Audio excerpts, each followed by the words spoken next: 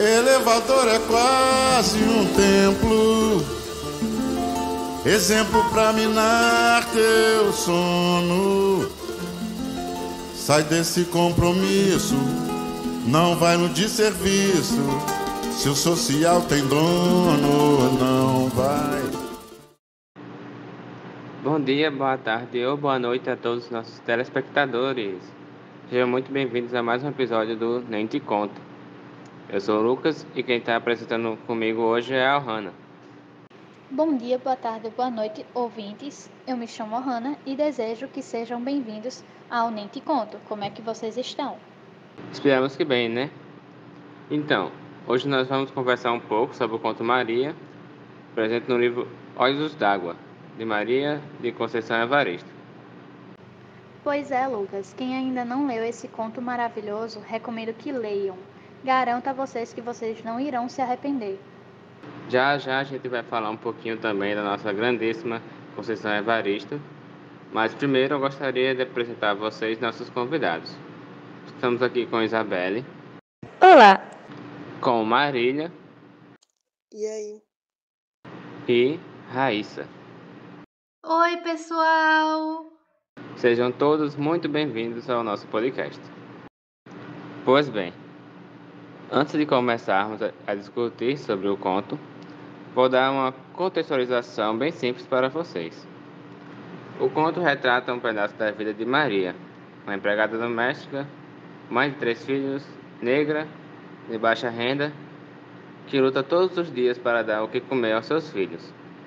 No geral, o conto de início, meio e fim se passa dentro de um ônibus urbano, na perspectiva dessa mãe que está voltando para casa após um dia cheio de trabalho.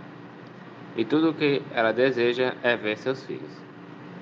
O que acontece no ônibus? Aí você deve ler o texto para saber. Agora vamos falar um pouco sobre a autora desse conto. Maria da Conceição Evaristo é reconhecida como pioneira da escrevivência, isto é, a escrita das vivências de um corpo feminino negro no contexto pós-colonial do Brasil. No conto Maria, vemos uma mistura de ficção e realidade. Ele deixa explícito a persistência da exclusão de pessoas negras no Brasil. Ao longo da leitura, também é possível identificar a presença da violência urbana. Em resumo, Maria traz à tona as dores e dificuldades enfrentadas por diversas mulheres negras neste país. Enfim, Lucas, creio que os nossos ouvintes devem estar achando que a gente está falando demais. Agora é a vez dos convidados falarem. Vamos dar início às perguntas sobre o conto Olhos d'Água, Maria. A primeira pergunta é: qual o trecho mais impactou vocês? Cada um pode falar um pouco, mas sem dar spoiler do final para os nossos ouvintes. Bom, um dos trechos que mais me impactou foi o assalto dentro do ônibus, pelo simples fato de não ter me deixado surpresa. Isso assusta, né? Afinal, parece que cada dia a violência e a insegurança fazem parte do nosso dia a dia. Também isso me impactou bastante, mas não o assalto e o quanto ele está presente no nosso cotidiano a ponto de não me surpreender, o que eu nem tinha percebido.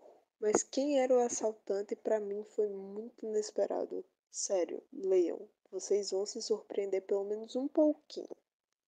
Concordo com ambas. A cena do ônibus foi muito impactante, pois pode ser que ela aconteça perto de nós a qualquer momento. Vocês conseguem resumir em 3 palavras quais foram as emoções e sensações que vocês tiveram lendo o conto? Angústia, medo e raiva. Lendo o texto, eu senti muita apreensão, revolta e o final me deixou extremamente triste. Angústia. Eu acho que eu perdi um pouco mais a fé na humanidade depois de ler esse conto, porque é uma realidade. No momento em que vocês estavam fazendo a leitura do conto, vocês conseguiram notar algo implícito em relação ao relacionamento de Maria e o seu ex-marido? Apesar de não estar escrito, notamos como o relacionamento era instável por conta da imaturidade do marido, pois ele disse que a ama, mas por que então ele não ficou com ela depois que o filho nasceu? Ele não soube lidar com a grande responsabilidade de ser pai, se arrependendo depois de tal ação. Outra coisa que notamos é o complexo de inferioridade de Maria.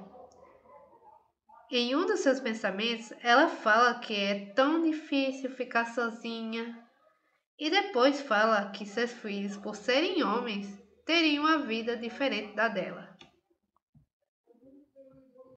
Bem, da relação entre Maria e seu ex-marido, percebi que havia algo mal resolvido.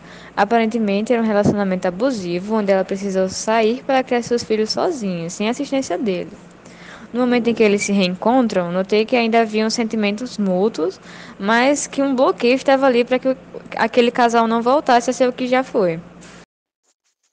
É estranho pensar como apenas o amor romântico não é suficiente para suportar as responsabilidades do dia a dia, porque isso é uma coisa bem naturalizada entre nós desde muito novos, principalmente para as mulheres, de que o amor supera tudo, suporta tudo, e nem sempre é assim. No conto, após o nascimento do filho, o ex-marido dela, ele foge da responsabilidade dele de pai, talvez por achar que não tinha como criar o filho com ela, por questões financeiras e outras. Mas ela, mesmo sem nenhuma pessoa para dividir esse papel de educada e criar uma criança, ela também vai ter dificuldades. Mas esse papel cai integralmente sobre ela e é uma coisa super comum. Mães com esse papel de educar integralmente seus filhos. Se uma cena de violência como a do texto foi relatada ocorresse na frente de vocês, o que vocês fariam? Como agiriam na situação? Ficaria paralisada. Como seria um acontecimento muito rápido, meu cérebro não pensaria com clareza. Então minha ação seria baseada nas minhas emoções, agindo de uma forma não tão racional, sequenciando uma perigosa consequência. Eu até diria que eu ligaria para alguma autoridade, tentaria separar, mas não, eu ficaria só em choque, porque é muita impulsividade essa ação, porque ela foi totalmente baseada em um pré-julgamento. Bem, acredito que tentaria gritar, separar e principalmente pedir para que o motorista intervisse. Mas acredito também que, assim como Marília, ficaria paralisada. Foi algo muito brutal e inesperado que vocês só vão entender assim que lerem o conto, porque é muito, muito forte. Eu queria saber o porquê dos caminhos de Maria e seu ex-esposo terem tomado rumos tão diferentes. Vocês já pensaram a respeito disso? Porque Maria, apesar das grandes dificuldades e da incerteza de não conseguir um emprego por ser uma mulher negra, continuou lutando para dar uma vida melhor aos seus filhos. Ela não sucumbiu ao desespero, não indo pela última alternativa, que seria roubar. Já seu ex-marido, notamos que por vários motivos, talvez pela grande dificuldade de conseguir um bom emprego, pela desigualdade de classe, optou pelo caminho mais fácil, trazendo graves consequências para a vida dele.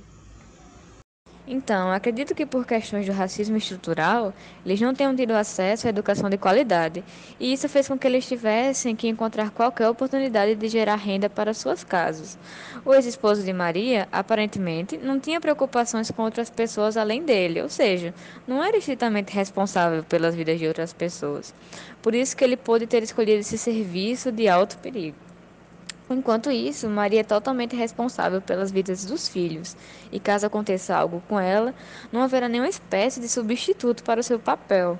Então ela acaba por trabalhar de empregada doméstica, que é uma alternativa muito tradicional, que não oferece riscos, mas também não é bem remunerada. Quando eu li o conto, eu pensei muito no quanto os caminhos deles divergiam, mas não o motivo. Mas depois eu acho que essa divergência de caminhos pode ser fundamentada a questão de gênero na nossa sociedade e algumas crenças que estão bem enraizadas, são coisas do senso comum. Primeiro que um homem não ia ser contratado como empregado de uma casa, isso é muito raro. Para a mulher, isso é uma função normalizada por causa da crença de que toda mulher tem que saber limpar a casa, cozinhar, fazer as tarefas de dia a dia da casa. E A outra questão é que para os homens tem essa coisa que o homem não pode ser besta, tem que sempre levar vantagem em tudo, porque se o homem é besta, ele não é homem de verdade. Então eu acho que está muito mais relacionado à questão de gênero na nossa sociedade. Agora talvez tenha chegado o momento da pergunta mais intrigante e emocionante de todas. Será que os meninos iriam gostar de melão? Na minha opinião, há várias formas de se interpretar essa pergunta e sem uma única resposta exclusiva. Por isso, caro ouvinte, convido vocês a chegarem ao final desse conto e refletir sobre qual seria a resposta adequada. Esse foi um dos primeiros choques que eu tive lendo o conto. Fiquei tipo, caramba, os meninos nunca comeram melão, o que é uma fruta assim bastante comum para se ter em algumas casas, mas que eles nunca tiveram acesso e eles não são crianças muito novas, a maioria já tem entre 10 e 12 anos, é mais ou menos a média de idade deles. Essa pergunta me pegou de um jeito. Eu fiquei muito triste quando esse trecho apareceu no texto. Eu acho sim que eles iriam gostar, porque seria algo extremamente novo, porque eles não tiveram contato com essa fruta antes. Então é isso, minha gente. Muito obrigado por terem participado dessa conversa. Foi um papo muito bacana, muito produtivo. Mais uma vez, nos aventurando na literatura brasileira. Muito obrigado de verdade a todos vocês convidados. E a você que está nos assistindo. Você já está inscrito? Se não, já se inscreve aí e ativa o sininho para não perder nenhum episódio. Estamos sempre aqui trazendo sugestões de ótimos contos nacionais e internacionais para vocês. Deixa o like se gostou do vídeo, seu comentário aí embaixo e é isso. Fui! Carne mais barata do mercado é a carne